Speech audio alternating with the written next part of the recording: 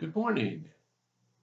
This is John from the Springs Mennonite Church, and I'm here again to share another passage with you. This time from First Peter. We're at the beginning of another week, and I just sort of have some random scriptures to share, some random thoughts.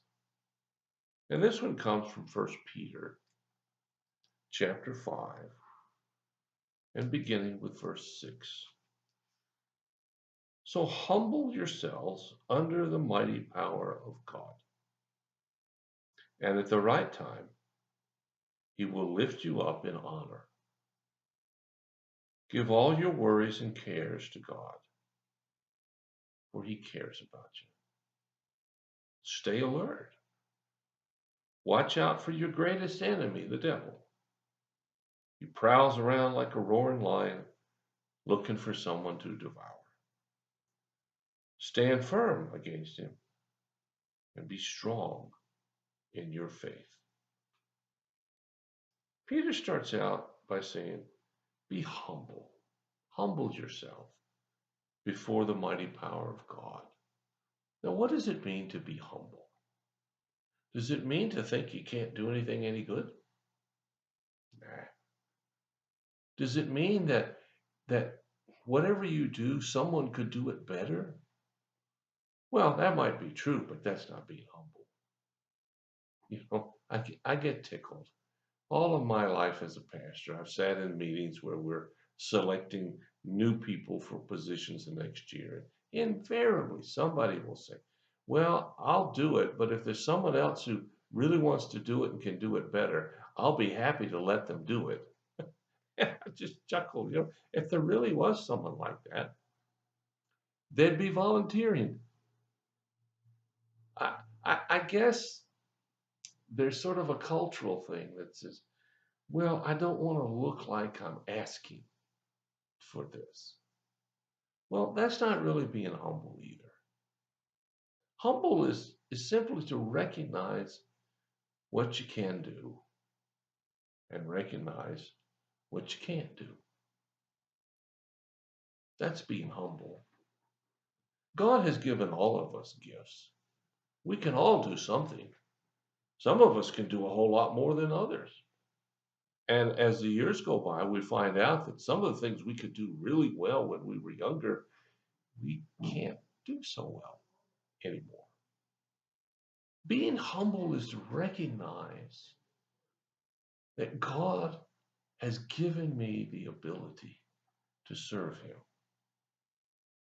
but not that I can do everything or that I'm somehow special because of it.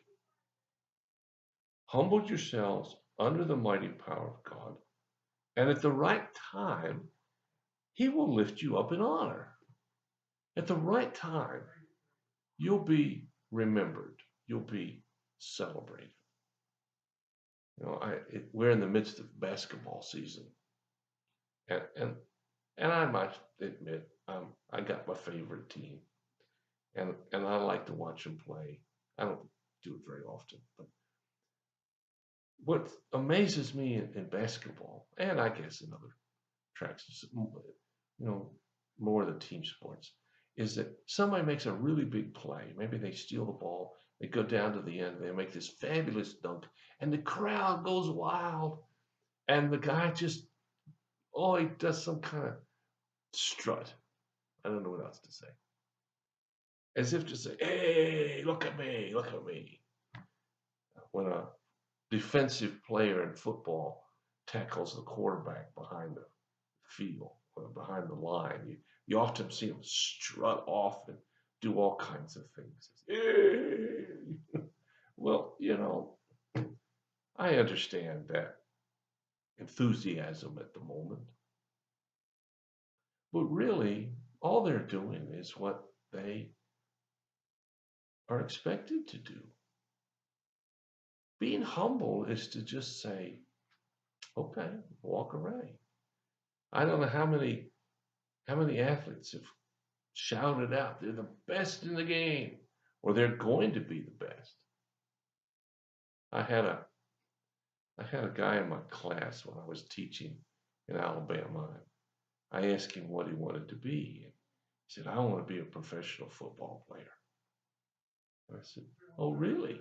Oh, yeah, yeah, he said. I said, well, you do realize this school doesn't have a football team?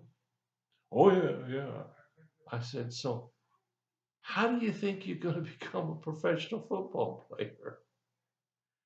Well, I just am. Well, okay, good luck to you. I don't think he made it.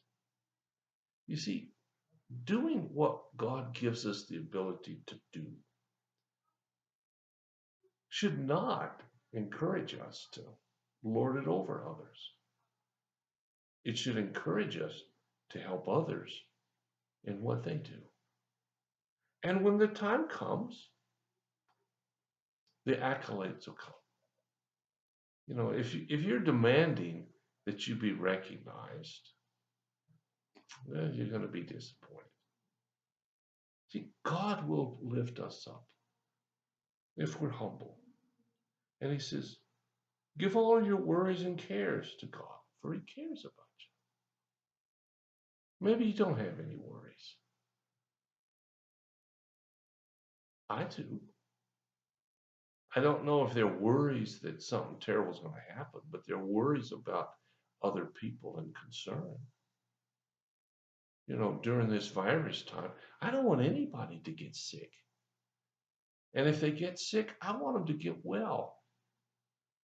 I don't I don't care about their politics,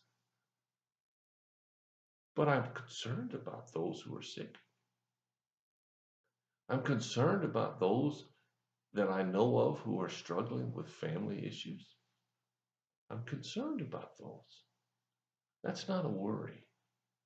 It's a concern. And as a result of that, I can talk to God about it and have confidence that He's going to take care of it. Somehow, maybe not at the timeline I want, but it's just to give all of your concerns, all of your worries, and care about them. It says to be alert. Be alert because the devil is out to get you. Now, that's got a whole lot of baggage from a whole lot of places. And whether you believe in a personalized devil or in evil generally doesn't matter to me. You can see it however you want to see it. But I will say that there are forces who are out to drag you down.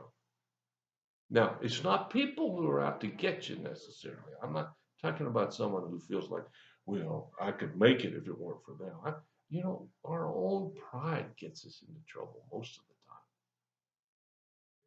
So this passage is saying, if we will live our lives recognizing what we can do and do it, and not fretting about what we can't do, we can avert the power of the one who seeks to destroy us, because God knows what he's doing and he is in charge. So wherever you are in life right now, whatever's happening to you, good, bad, mediocre, somewhere in the middle, God is watching out for you. And I hope you know that. Well, thanks for listening.